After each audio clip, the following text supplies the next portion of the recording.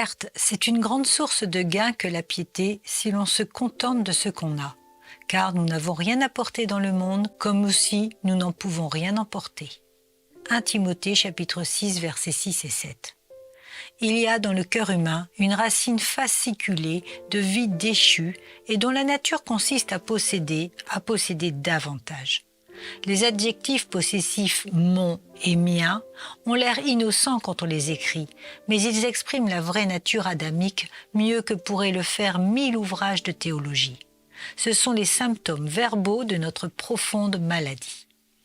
Les racines de notre cœur se sont enfoncées dans des choses et nous n'osons pas arracher la moindre radicelle de crainte de mourir. Les choses nous sont devenues indispensables, ce qui est contraire au dessein originel divin. Les dons de Dieu ont pris la place de Dieu au point que tout le cours de la nature est faussé par cette monstrueuse substitution. Il ne fait aucun doute que cet attachement possessif aux choses est l'une des habitudes les plus néfastes de la vie. Et elle est devenue tellement naturelle qu'elle est rarement perçue comme un mal. Ses effets sont pourtant tragiques. Nous hésitons souvent à confier nos trésors au Seigneur par crainte de leur sécurité. C'est surtout le cas lorsque ces trésors sont nos bien-aimés, parents ou amis. Une telle crainte est bien inutile. Le Seigneur n'est pas venu pour détruire, mais pour sauver. Tout ce que nous lui confions est en sécurité.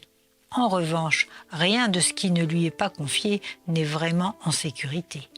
Confions-lui nos dons et nos talents. Reconnaissons-les pour ce qu'ils sont, à savoir des prêts que Dieu nous a consentis et jamais des biens qui nous appartiennent en propre. Nous n'avons pas davantage de raison de les revendiquer que nous n'en avons de nous attribuer quelque mérite d'avoir des yeux bleus ou une forte musculature.